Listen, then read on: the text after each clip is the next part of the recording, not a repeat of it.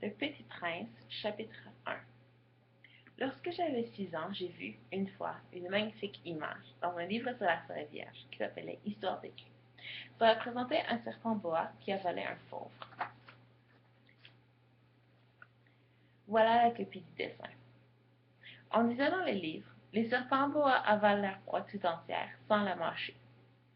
Ensuite, ils ne peuvent plus bouger et ils dorment pendant les 6 mois de leur digestion.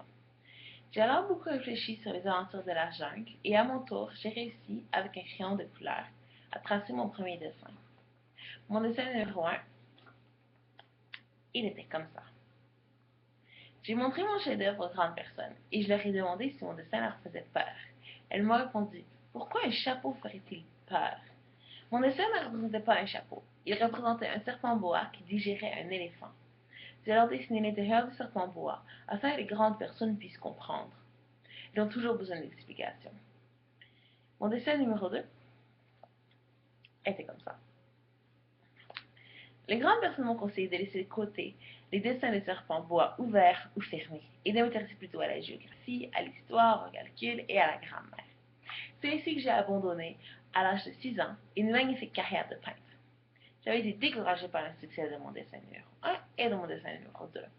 Les grandes personnes ne comprennent jamais rien toutes seules et c'est fatigant pour les enfants. C'est toujours là donner des explications. J'ai donc dû choisir un autre métier et j'ai appris à piloter des avions. J'ai volé un peu partout dans le monde, et la géographie, c'est exact, m'a beaucoup servi. Je savais reconnaître du premier coup d'œil la Chine de l'Arizona. C'est utile si on est égaré pendant la nuit. J'ai ainsi eu au cours de ma vie des tas de contacts avec des tas de gens sérieux. J'ai beaucoup vécu chez des grandes personnes, et je les ai regardés de très près. Ça n'a pas trop amélioré mon opinion. Quand j'en montrais une qui me paraissait un peu lucide, je faisais expérience sur elle dans mon dessin numéro 1, que j'ai toujours conservé. Je voulais savoir si elle était vraiment compréhensive.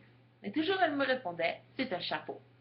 Alors je lui parlais ni de serpent bois, ni de forêt vierge, ni d'étoiles, et je me mettais à sa portée. Je lui parlais de bridge, de golf, de politique et de cravate.